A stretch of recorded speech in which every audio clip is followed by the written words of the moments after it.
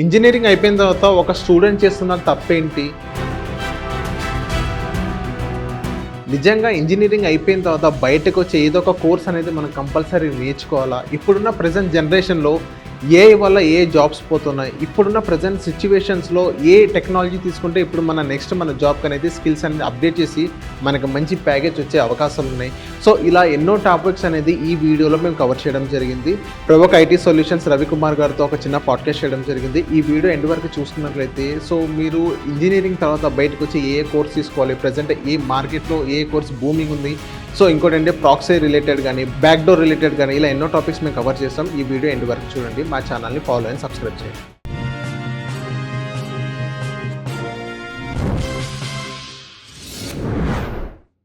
Hello Ravikumar గారు, welcome to social post. Hi. Yes so next ఇప్పుడు మీరు స్క్రిప్టింగ్ అని అన్నారు. ఇవన్నీ కోడింగ్ కాదు, స్క్రిప్టింగ్, కోడింగ్ వేరే, జావా ఇవన్నీ అని. ఈ స్క్రిప్టింగ్ కనుక మనం చూసుకున్నట్లయితే ఇప్పుడు వచ్చిన ఏ టెక్నాలజీతో ఏ కంపెనీస్, పెద్ద పెద్ద కంపెనీస్ మొత్తం ఏఐనే పెట్టుకోవచ్చు ఆ స్క్రిప్టింగ్ కోసం. సో స్క్రిప్ట్ అనేది ఏ మంచిగా రాసిస్తుంది. సో వీళ్ళని ఎందుకు హ్యాక్ చేయాలి, వీళ్ళని ఎందుకు రిక్రూట్ చేసుకోవాలి? సో ఇక్కడ ఏంటంటే క్వశ్చన్, ఈ ఏఐ వల్ల ఈ జాబ్స్ అన్ని పోయే అవకాశాలు ఉన్నాయంటారు? మీరు అన్నది కరెక్టే.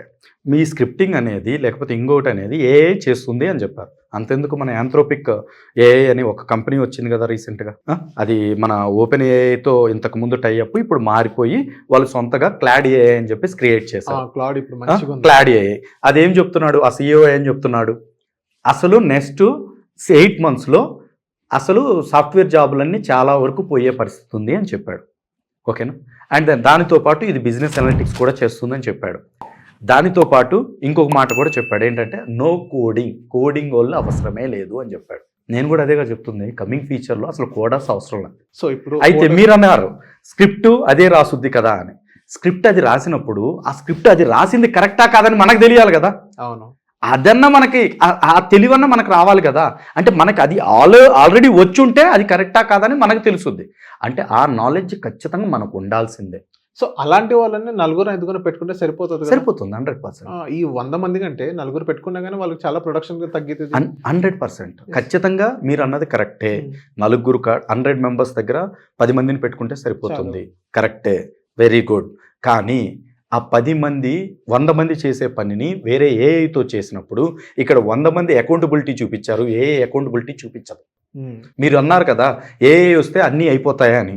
ఏఐ వస్తే రీసెంట్గా 2.5 years డేటాబేస్, క్రిటికల్ డేటాబేస్ని క్లాడ్ ఏఐ డిలీట్ చేసేసింది. విత్ ఒక్క కమాండ్తో డిలీట్ చేసేసింది. మళ్ళీ రీకాల్ కూడా చేసుకోకుండా అదేం చేసేసిందంటే డిలీట్ చేసేసింది. అంటే రీకాల్ హిస్టరీని కూడా డిలీట్ చేసేసింది. మరి ఇప్పుడు వీళ్ళ పరిస్థితి ఏంటి? అండ్ నెక్స్ట్ పాయింట్, బ్యాంకింగ్ సెక్టార్స్లో ఏఐకి మన డివైజెస్ని, మన సిస్టమ్స్ని, మన ఆపరేషన్స్ని ఇస్తామా? అకౌంటబిలిటీ ఉంటుంది కదా. అకౌంటబిలిటీ అనేది ఖచ్చితంగా కావాలి కదండి. ఏఐకి ఎలా ఇస్తాం? పొరపాటున ఏదైనా ఆపరేషన్స్లో అది తెలియక చేస్తే ఏమవుతుంది? మీరు అబ్జర్వ్ చేయండి, చాట్ జీపీటీ అనేది ఏఐ, అవునా? ఈ చాట్ జీపీటీలో మీరు ఏదైనా క్వశ్చన్ అడిగారు అనుకోండి, ఆన్సర్ చేస్తుంది. అరే లేదురా అలా కాదు ఇలా అంటే అదే చెప్పుద్ది సారీ అంటది. అంటే ఒక హ్యూమన్ని కన్ఫ్యూజ్ చేయడం చాలా కష్టం, కానీ ఏఐని కన్ఫ్యూజ్ చేయడం చాలా ఈజీ. సో అదే సార్, ఇప్పుడు దానివల్ల అదే ఏఐ ఇంపాక్ట్ వల్ల జాబ్స్ అనేది 100లో ఒక 10 members కూర్చుంటే చాలు, ఈ డ్రాబ్యాక్స్ ఉన్నాయి ఈ ఏఐ వల్ల అని అన్నారు. సో అప్రాక్సిమేట్లీగా ఆ డ్రాబ్యాక్స్ మొత్తం క్లౌడ్ వాళ్ళు ఎంతో కొంత వాళ్ళు సార్టేజ్ చేసుకొని రీసెర్చ్ R&D టీమ్స్ వాళ్ళందరూ చేస్తారు. జాబ్స్ ఎంతవరకు పోయే అవకాశం ఉన్నాయంట? జాబ్స్ మెయిన్ వాళ్ళకి 100% కమింగ్ డేస్లో జాబ్స్ అనేవి 100 out ofకు తగ్గిపోయే ఛాన్సెస్ ఉన్నాయి. కానీ మనం ఏదైతే ఇప్పుడు అనుకుంటున్నామో అంతైతే తగ్గవు. ఎందుకు అంటారు? ఇంపాక్ట్ అయితే 100% ఉంది సార్. ఎందుకు అంటే ఎంతవరకు అంటే మినిమం 40% ఉంటుంది. 40% ఎగిరిపోతాయి. ఓకే, కానీ మినిమం అంటే మినిమం 5 to 10 years పడుతుంది ఎగరడానికి. ఓకే, ఏది నేను ఇప్పుడు చెప్పిన పర్సంటేజ్ 5 to 10 years ఉంటుంది. ఎందుకు అంటారా? ఒక 5 years బ్యాక్ ఇదే క్వశ్చన్ నన్ను అడిగారు వేరే ఛానల్ ఇన్స్టిట్యూట్, ఇప్పటికి కూడా యూట్యూబ్ ఛానల్స్లో ఉంది. ఇదే క్వశ్చన్ 5 years బ్యాక్ అడిగితే నేను చెప్పింది ఆ రోజు 10 years వరకు కూడా మీకు ఈ పరిస్థితి రాదు అని చెప్పాను. ఈ రోజు ఏం చెప్తున్నాను, 5 years to 10 years, around 5 years అయితే ఖచ్చితంగా పడుతుంది.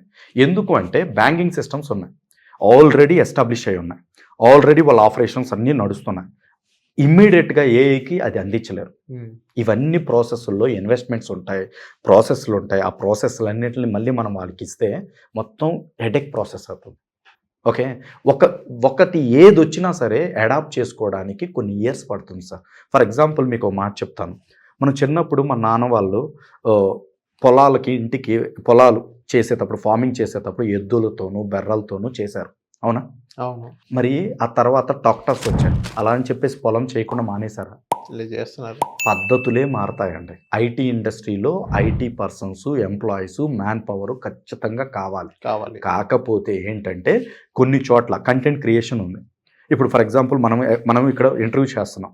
ఈ ఇంటర్వ్యూ కోసం ఇంతకుముందు ఏంటంటే ఒక కంటెంట్ క్రియేటర్ వాడి తెలివంతా ఉపయోగించి రాస్తాడు. ఇప్పుడు అవసరంలా, ఏని అడిగితే అదే క్వశ్చన్ ఇస్తుంది. కంటెంట్ క్రియేటర్స్ వెళ్ళిపోతారు. And normal basic L1 roles ఉంటాయి. ఫర్ ఎగ్జాంపుల్ ఫ్రెషర్స్ చేసే జాబ్స్ ఉంటాయి, కంటెంట్ క్రియేషన్ కానీ, డేటా ఎంట్రీ కానీ, లేకపోతే ఆటోమేషన్ ప్రాసెస్లు కానీ, మీరు చెప్పిన పైథాన్ స్క్రిప్ట్స్ ఇవన్నీ ఆటోమేటిక్గా దానికే ఇస్తే అదే రన్ చేస్తుంది. ఓకే, ఈ జాబ్స్ అయితే పోతాయి. కానీ logical thinking, analytical operations, use complex operations AI replace చేయలేదు. కావాలంటే అది మీరు ఏఐనే అడగండి, చాట్ జీపీటీనే అడగండి, మీరు నన్ను రీప్లేస్ చేస్తారా అని. నేను మీకు హెల్ప్ అవుతాను కానీ నేను మిమ్మల్ని రీప్లేస్ చేయలేను అని చెప్పొద్దు. కానీ బయట మార్కెట్ మాత్రం ఏ కోర్స్ నేర్చుకునేవాడు ఎంత ఫ్యూచర్లో రీప్లేస్ అయితే మీరు ఏ కోర్స్ నేర్చుకోండి అంటారు. అండ్ బయట అంతా కూడా న్యూస్ ఛానల్స్లో వాటన్నిటిలో కూడా మొత్తం భూమి అంతా ఏనే అని చెప్తారు. ఒక పరిస్థితి అడాప్ట్ చేసుకోవడానికి మినిమం ఆఫ్ ఇయర్స్ పడుతుందండి. కానీ హ్యూమన్ ఎంత తెలియగలవాడంటే ఆ ఏని క్రియేట్ చేసింది కూడా హ్యూమన్ అని మాత్రం మర్చిపోకండి. ఓకే, మరి హ్యూమన్ ఆ రకంగా క్రియేట్ చేసినప్పుడు అడాప్ట్ చేసుకోలేడా? ఆ పరిస్థితులు క్రియేట్ అవ్వ. ఒకప్పుడు మ్యానుఫ్యాక్చర్ యూనిట్లో కనీసం 1000 మంది లేకపోతే పని జరగదు. కానీ ఇది 100 మందితో పడిపోయింది. 100 మంది ఉంటే మ్యానుఫ్యాక్చర్ యూనిట్ సరిపోతుంది. అలా అని చెప్పేసి మనుషులు బతకడం మానేశారా? కొత్త అవకాశాలు పుట్టాయి. ఎక్కడ పుట్టాయి? ఈ మిషన్స్ తయారు చేసే దాంట్లో కానీ, లేకపోతే కాంట్రాక్టర్స్లో కానీ, వెండర్షిప్లో కానీ, వీటిలో పెరిగిపోయారు. ఇప్పుడు అంతెందుకు సార్, కొన్ని రోజులు ఒక 10 years పాటు బ్యాంక్ ఎంప్లాయీ, క్రెడిట్ కార్డుల డిపార్ట్మెంట్లో పనిచేసిన వాడు చివరికి వాడే ఒక 10 years తర్వాత ఒక షాప్ ఓపెన్ చేసి ఇన్సూరెన్స్ పోర్టల్ ఆపరేట్ చేస్తున్నాడు. అవును, మీ సేవ కాంట్రాక్ట్ తీసుకుంటున్నాడు. ఒక ఎడ్యుకేషన్ లేని వాళ్ళే ఇలాంటి పనులు చేస్తున్నప్పుడు చదువుకున్న వాళ్ళు ఎంత అడాప్ట్ అవుతారు? సో దట్ ఏ అనేది మనల్ని ముంచే పరిస్థితి ఉండదు. కానీ ఏ ఖచ్చితంగా మనకు పోటీ ఏని అడాప్ట్ చేసుకొని దానికి మించి టెక్నికల్ స్కిల్స్ పెంచుకోగలిగితే ఆటోమేటిక్గా మీకు ఎటువంటి ఇబ్బంది ఉండదని నా ఉద్దేశం. కానీ ఎంతైనా వాస్తవమే, ఏ కమింగ్ డేస్లో మన జాబులకి కొంచెం ముప్పై. ఎప్పుడు అంటే మనం అప్స్కిల్ అవ్వకపోతే.